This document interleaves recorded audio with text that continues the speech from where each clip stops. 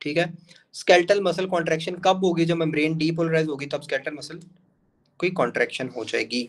ये आसान है इसलिए मैं जरा इनको सिर्फ रीड कर रहा हूँ। TSST इज प्रोड्यूस्ड बाय, लेकिन रीड भी करना जरूरी है। बाज़ दफ़ा पेपर में आसान MCQ भी हमें नहीं आ रहा होता, उसकी वजह यह है कि हम उसको बहुत ज़्यादा लाइट ले लेते हैं। तो इम्पोर्टेंस देनी है, उसको रीड ज़रूर करना है ताकि पेपर में हर चीज़ आपके सबकॉन्शियस लेवल में ज़रूर हो, आपको याद आ जाए कि ये वाला मेरा थोड़ा फेमिलियर जो है ना वो ऑप्शन लग रहा है। TSST is produced by 15 to 30% strains of aureus। TSST जो है वो स्टैफ aureus प्रोड्यूस करता है, ठीक है। स्टैफ aureus में ये TSST प्रोड्यूस होती है। विच ऑफ द फॉलोइंग, ये अब रटनी है ये चीज़, ठीक है सर, थोड़ी सी स्पीड, ठीक है कर देते हैं स्पीड।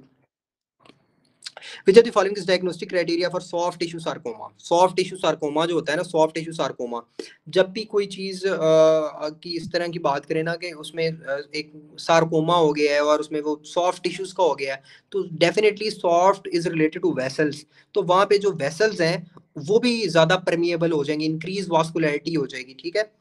तो increase vascularity is the right option here, ठीक है। Diagnostic criteria for tissue sarcoma, tissue sarcoma. Women with iodine deficiency cause, iodine deficiency की मोस्ट कॉमन कॉज क्या होती है? Nutrition, lack in water and food, उसको खाने पीने के लिए कुछ नहीं मिलता, आयोडीन नहीं मिलता। Woman is having cold intolerance and fatigue, with test is done to diagnose the purpose, ठीक है। कोल्ड इंटॉलरेंस है ये, उसने बेसिकली वो थायराइड के लिए पूछा, तो थायराइड के लिए आपको पता है TSH करवाते हैं, ठीक है। TSH के साथ आप फ्री T4 करवाते हैं, थायराइड स्टिमुलेटिंग जो है ना हार्मोन, हाँ, उसका वो आप लेवल करवाएंगे। Microscopic feature of polyarteritis nodosa is, microscopic feature polyarteritis nodosa का क्या होता है? फाइब्रिनाइड नेक्रोसिस होती है उसमें। Microscopic feature of polyarteritis nodosa fibrinoid necrosis. Fibrinoid necrosis, types of necrosis में बेसिकली जब फाइब्रिन लीक करने लग जाता है ना, तो पॉलीआर्थराइटिस नोड्यूसा में भी ये सेम यही पिक्चर आ रही होती है कि उसमें भी फाइब्रिन लीक करना शुरू हो जाता है, तो वो फाइब्रिनाइड नेक्रोसिस उसका ही फीचर है पोलियाट्राइटिस नोडुसा में। 10-year-old boy diagnosed with tapeworm investigation, the drug of choices, ठीक है, निक्लोसामाइड, ठीक है। अब ना ये टेफम इन्वेस्टिगेशन के लिए, इन्फेस्टेशन के लिए यहाँ पे तो उसने दिया है निक्लोसामाइड। बाद सिनेरियोज में ना उसने पीरेजिक्विंटल भी दिया होता है, ठीक है, पीरेजिक्विंटल भी दिया होता है। यहाँ पे उसने नहीं दिया हुआ, इस वजह से हम चूज करेंगे निक्लोसामाइड, लेकिन पीरेजिक्विंटल भी दिया होता है उसका। मैं आगे आपको ना बड़ा अच्छा एक निमोनिक बताऊंगा, उससे याद रह जाएगा। Patient after RTA sacral region of spinal cord damage has which effect? All vasculitis have fibrinolysis necrosis। बिल्कुल ठीक है, बिल्कुल ठीक है, लेकिन हमने याद किस तरह रखना है कि लीकेज हो रही है, ठीक है। तो फाइब्रिन लीक हो रहा है तो वो किस में होता है? वो vasculitis member like this, keep it remember, जिस तरह याद रख सकते हैं रख लें, बस याद रखना है इस चीज को। हमारा ये जो क्लास है उसका मकसद सिर्फ और सिर्फ चीज़ों को रिटेन करना है, चीज़ों को आसान तरीके से निमोनिक्स बना के जिस तरह भी हम याद कर सकते हैं याद करना है, और एक दूसरे की जो है ना वो इस तरह से हेल्प करने की चीज़ें जो है पेपर में हमें कंफ्यूज ना करें, ठीक है। गल हो रही होती हैं, इधर उधर घूम रही होती हैं, नॉलेज हमारे पास बहुत होता है, लेकिन पॉइंट टू पॉइंट बात को पूछ रहे होते हैं, तो हमें भी पॉइंट टू पॉइंट रह के ही उसका जवाब देना चाहिए। अच्छा जी, patient after RTA sacral region of spinal cord damage has which effect, ठीक है। अगर sacral region of spinal cord का डैमेज हो जाता है तो उसका अफेक्ट क्या होता है? अफेक्ट एक कॉमन टर्मिनोलॉजी है, ठीक है, उसके लिए स्पास्टिक और एटोनिक ब्लेडर के लिए उसको कहते हैं न्यूरोजेनिक ब्लेडर, ठीक है। तो हमेशा याद रखना कि जब भी sacral region of spinal cord damage होगा तो उसमें जो है ना वो एटोनिक भी होगा और स्पेस्टिक भी होगा, तो उसके लिए हम जो टर्म यूज करेंगे वो होगी न्यूरोजेनिक ब्लेडर, ठीक है। अगर वो RTA एट sacral region हो, ठीक है, RTA आफ्टर आफ्टर RTA का पेशेंट आए और sacral region of spinal cord की बात करें, लेकिन अगर वो स्पेसिफिक कर दे अबव sacral region या वो एट sacral region लिख दे, ठीक है, सिर्फ स्टेम में ये चेंज हो, अगर अबव sacral region होगा तो वो सिंपैथेटिक डैमेज होगा, above sympathetic, below sorry at parasympathetic, at parasympathetic, parallel या एट पैरेलल या एट पैरासिम्पैथेटिक।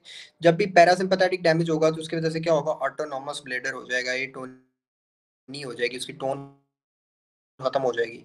लेकिन जब सिंपैथेटिक डैमेज होगा तो उसकी वजह से स्पास्टिक हो जाएगा वो, ठीक है, और ऑटोमेटिक अर्ज इनकॉन्टिनेंस होगी, ठीक है जी।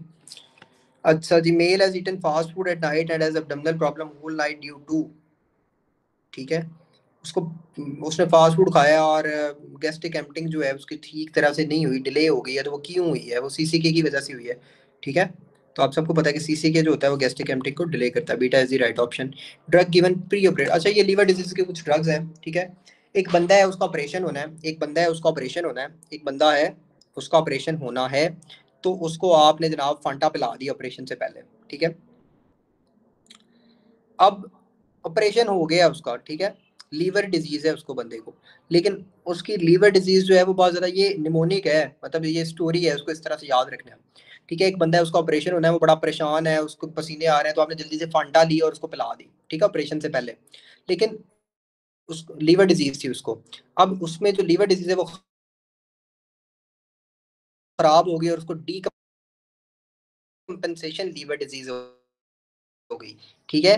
तो पैम पैम in campaign, pam in campaign, कौन सा पैम? ऑक्सेजीपैम। ऑक्सेजीपैम डीकम्पेंसेशन लीवर डिजीज में देते हैं हम, ठीक है। ऑक्सेजीपैम डीकम्पेंसेशन लीवर डिजीज में देते हैं। और वो जो फांटा पिलाई थी वो फेंटेनिल है, वो प्री ऑपरेटिवली देते हैं लीवर डिजीज में। फांटा जो पिलाई थी वो प्री ऑपरेटिवली देते हैं लीवर डिजीज में।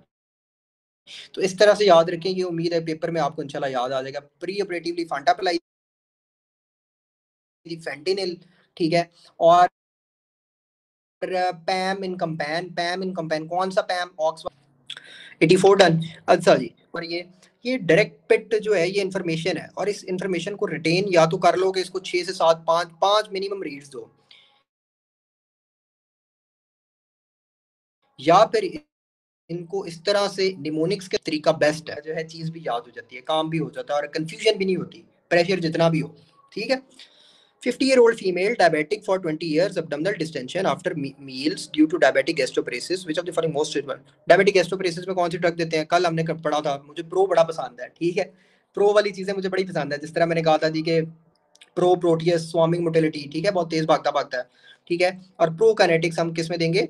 गैस्ट्रोपरेसिस में देंगे, डायबिटिक गैस्ट्रोपरेसिस में देंगे। और एक मैंने कल भी किसी से पूछा था, क्वेश्चन नंबर 85, कल भी मैंने किसी से पूछा था, हाँ जी, oxazepam in decomposition liver disease, pam in campaign, pam in campaign, keep it remember like this, pam in campaign, ठीक है जी। अच्छा, मीटोक्लोप्रामाइड मैंने कहा था कि वो भी हम ये इसके लिए मैंने कहा था कि एक और एमसीक्यू में मैंने मीटोक्लोप्रामाइड भी पढ़ा था, तो किसी ने बताया था यस मीटोक्लोप्रामाइड भी देते हैं। तो इधर जो है प्रोकाइनेटिक्स का अगर ऑप्शन होता तो वो चूज करते, वो नहीं है, मीटोक्लोप्रामाइड चूज कर ली, ठीक है। मीटोक्लोप्रामाइड के बारे में याद रखें कि ये जो एसोफेगस का और स्टमक का जो जंक्शन होता है ना, जो जंक्शन होता है एसोफेगस और स्टमक का, उसकी कॉम्पिटेंसी को ये इंक्रीज करती है मीटाप्लोग, ये प्रोकाइनेटिक्स है ना, तो उसकी कॉम्पिटेंसी को इंक्रीज करेंगी ये, ठीक है।